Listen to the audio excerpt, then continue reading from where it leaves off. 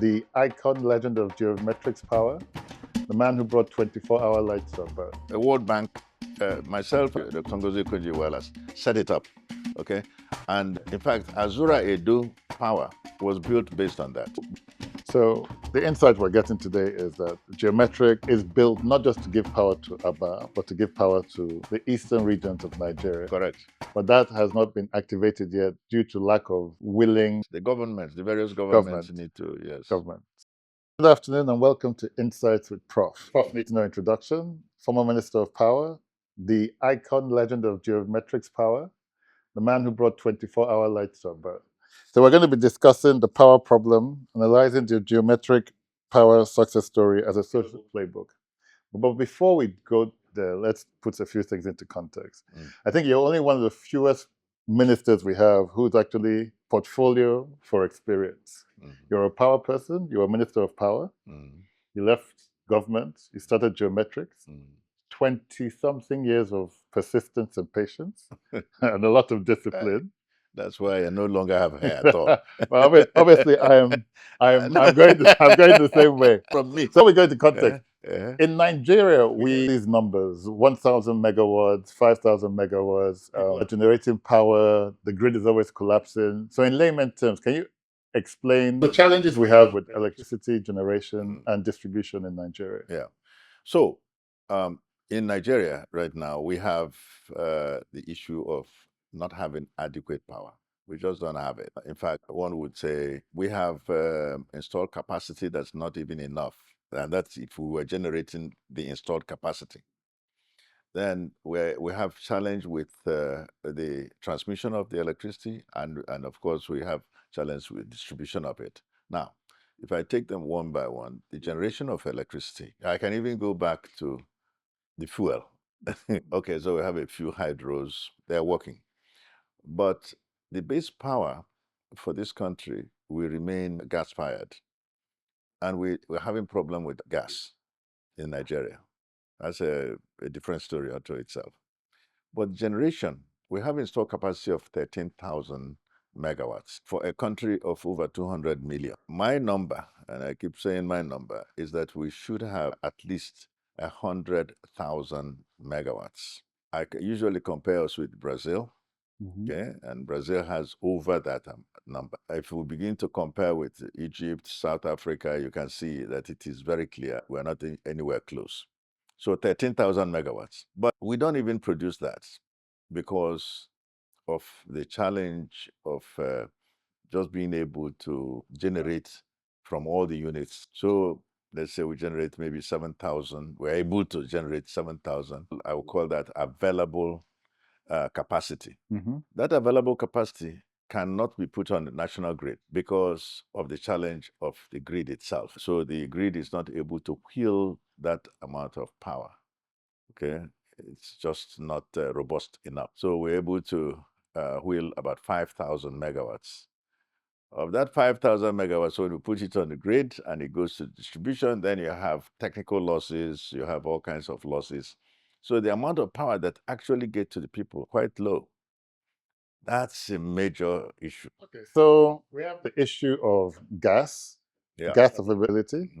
Then we have the issue of generation. Then we have the issue of distribution. And then we have the issue of, and transmission and distribution. I think what most people don't realize is that once power gets onto the grid, if you don't use it, you lose it. Yeah, it's an instantaneous. But we've also had the issue of billing, billing, metering. So these are all the challenges. And I know that 10 years ago, 15 years ago, there was the privatization of the discos. And some people felt that you were putting the horse before the cart. Why not solve the generation problem? So in your mind, the transmission problem should have been solved first? Actually, our plan, because I was minister at that time, was to solve the generation problem via the privatization. How? At least the installed capacity could all be recovered, okay? Because private sector, they will invest. You have some plants, maybe installed capacity of 900 megawatts, but that plant is only generating maybe 200 megawatts, okay? I will still have many of them like that now. Okay, so what we wanted was, okay, we get these plants sold to private companies. If you are an investor and you've invested in a 900 megawatt plant, you want to recover the 900 megawatts. You don't Obviously. want to be generating, sitting with 200 megawatts. Only government people think that way. Okay, so but a private sector person want to get maximum use of capacity that they have been allowed to generate. So we were going to solve that problem that way, and then private sector will invest more by expansion of their assets and new capacity. In fact, we were actually on the way to getting that in this country. Many of investors had developed projects that would have scaled up the generation capacity. But because the instrument that you use for securing the investment got taken away in 2015 What by the new instrument was government, that? A partial risk guarantee. Okay, so the government was going to partially risk the investment by the Yes, private sector. yes, and the World Bank, myself, Dr. Ngozi Okonjo-Iweala, set it up. Okay, and in fact, Azura Edo Power was built based on that. But all the other plants that were coming up based on that instrument got stopped in 2015. Until today, not one single power plant has been built, and it's obviously not commissioned since that time. It's a serious, serious problem. It takes about 3 years minimum to actually develop and build a power plant. Okay, so we look at geometrics, geometrics power. You said it takes 3 years. We will not ask why it took 20 years for geometric power to become on stream. Nigeria met geometric Nigeria power. met geometric. So you said it takes 3 years. So obviously, geometric power, for context for people, is a power plant in the east in Aba. Explain this ring fence, because I think it's very key to this discussion, the ring Yes. fence. Anybody or any company that's going to build a power plant, because a power plant is typically major capital intensive project, must secure who is going to offtake the power and guarantee that that power will actually be off-taken. That's critical. No power developer will build a power plant just, okay, I like to build a power plant. It's not like you're going to plant crops and you harvest and then you go to market. There's no market here. So in this business, it is about offtake. Now, to have that security, in the past, it used to be that government would be the one to provide that security. Let's use numbers. 100 megawatt power plant, and if it is gas fired at $1.5 million per megawatt, that's $150 million. So somebody has to say to you, if anything happens to your plant, that we don't buy your power, or some government acquires your power plant, you must receive minimum that 150 million. That is the risk guarantee. Okay. Now, if you are not getting any kind of risk guarantee, it's not going to happen. So at that time, we set up something that was the World Bank backed, and it says partial risk guarantee. Why partial? Partial because the discos don't collect enough money to pay for power that they purchase. Before you go on, you said the discos do not collect enough money for the power they purchase. Yes. So basically, discos are buying 20 megawatts of power and only collecting 10 for 10 megawatts. Or less. So that's bad business. Of course. Totally bad business. And I will come back to it. I want to talk about why geometric power and the ring fence. So we recognize that government must provide guarantee. Okay? If we're going to build this. And then we said, why even make government have to do this, especially since it goes on the balance sheet of government? You know, if government is to build, let's say, 10,000 megawatts, then it has to bring about 15 billion. You know about credit rating of Nigeria, so what will happen to it? So we went and said to President Obasanjo, don't give us guarantee, give us territory. Okay?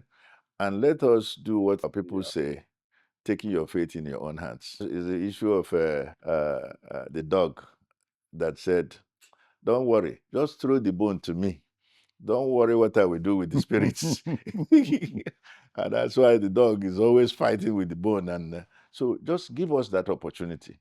Let's deal with collection, because that's really the business. Go straight to the customer and collect. And that's all the guarantee you really need is the territory. Okay? As long as you can prove that your customers will pay, you have to do willingness to pay study. You have to show beyond any doubt that you can actually collect enough to pay your lenders. Then that's the business. So we said, don't give us guarantee. Just give us territory. I said, okay, how? It's an experiment. And, President Obasanjo, very visionary man, he said, okay, in Aba, where we wanted to do this experiment, we had to carve out a territory to give. So for 9 months, we and NEPA people who were very angry that these people, in fact, they were laughing at us. They said, look at you. You want to come and build power plant. Which company has ever built a power plant? And not only that, you say you'll be distributing. They were just laughing at us. Okay, let's see how you're going to succeed. So we said, okay. So we went with them dutifully. They were able to carve out that territory. We assessed all the entire asset, everything, every wire, okay, so that there's documentation of it. And then it was valued by the regulator. How much is it really worth? That's how Aba asset got valued. And said, that's what government is putting in this project. So at the time, it was to be partially government.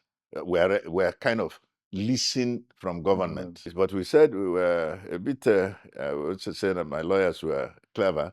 They said, should there be privatization of this ring fence, then you should be able to buy the asset. That's where the problem came.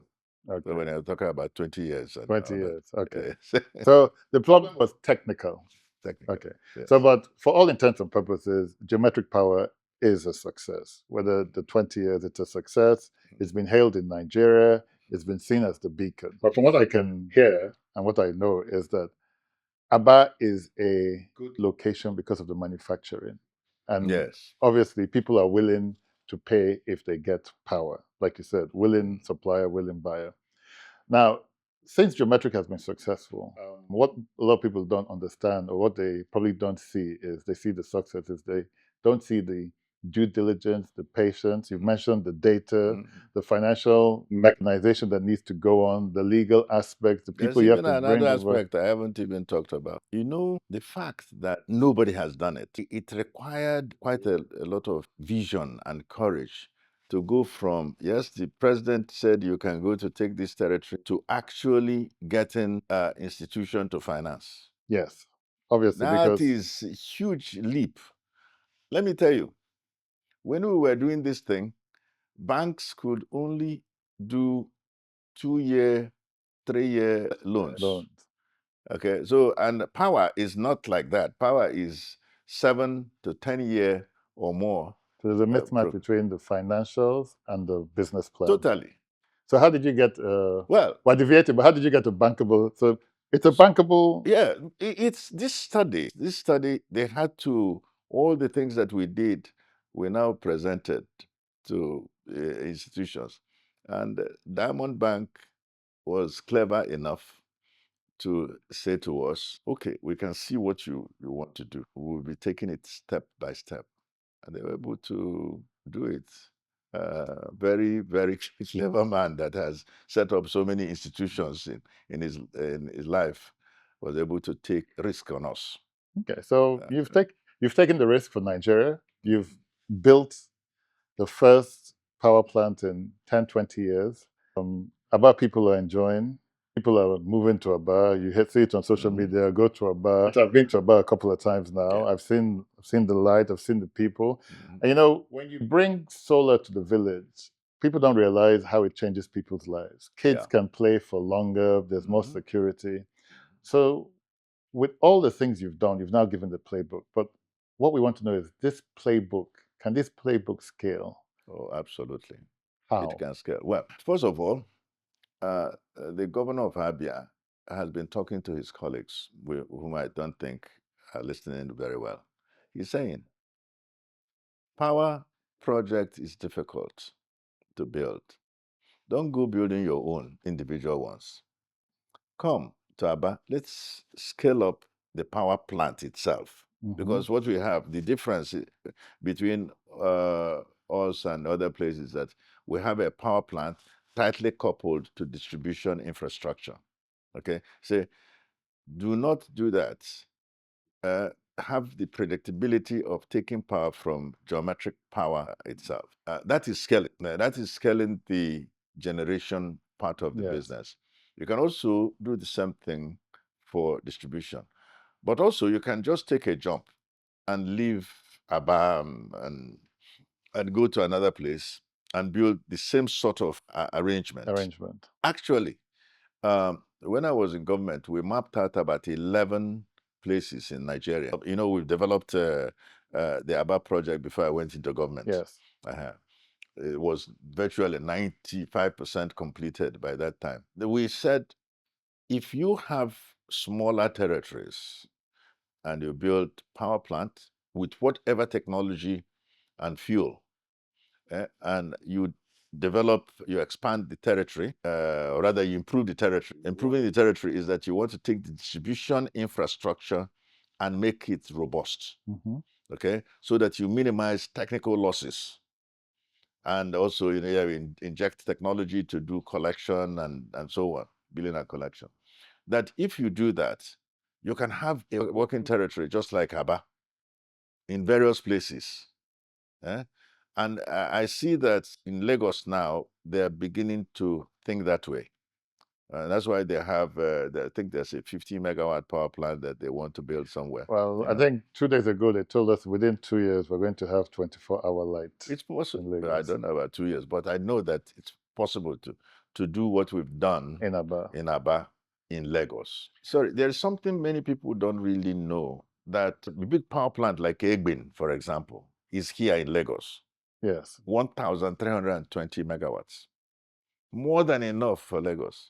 How much is it generating today? No, it's generating maybe enough to really deal with Lagos, except it's a grid power. By agreement, they cannot drop that power to Lagos. Wait, so you have a power generating plant in Lagos. Yes. That can supply enough power to Lagos. Yes. But it must supply the power to the grid. Yes.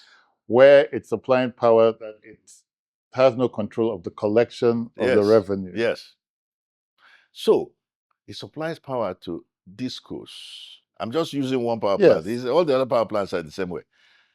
So the discos collect this power, okay, and they have what is called minimum remittance obligation. Minimum. Sounds like socialism, social Yes, subsidy. Sounds like subsidy. What government can do. So, so minimum remittance, and so what it means is that they don't actually have to remit for, let's say, 100% of what they take. If I collect 100%, I can remit. What's the minimum I can remit? It varies. It varies. Yeah, it varies according to discos. So there are some discos that remit 50%, some remit 30%, some remit less than that. Okay, so if I'm a disco and I'm collecting every month in 1 year, that means I can collect and only pay back. By the end of the year, I'll owe 50%. Yes. But then if I'm an investor in power generation, that's not a business model. Definitely not. Nobody is going to. That's why we said it's an indirect subsidy, actually, because what is not remitted becomes debt. Becomes debt. And the Gencos are the ones suffering. That's why you hear that the Gencos are owed 6.8 trillion naira. Yes, because they're not paid. 6.8. There we have power generation companies, chairman organization, which I'm part of. And that organization, you have the whole discussion is about what's owed. Okay, so I want to focus on geometrics. Scale the city. We now have the playbook. It took 20 years, but now obviously, somebody had a willing government, willing finance, obviously the skills to implement. How long do you think it would take? 3 years.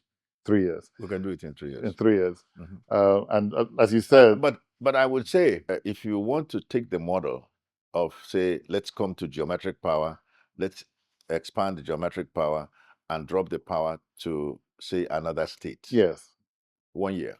Why? Because all the infrastructure to scale up at geometric power, they are there. The gas pipeline can build at least 500 megawatts, and if we're doing a combined cycle, we can even go up to 1,000 megawatts. Okay, so you can scale up quickly without having to build so many things that you are normally build, and the transmission infrastructure can drop the power at the other location. So the insight we're getting today is that geometrics is built not just to give power to Aba, but to give power to the eastern regions of Nigeria. Correct. But that has not been activated yet due to lack of willing.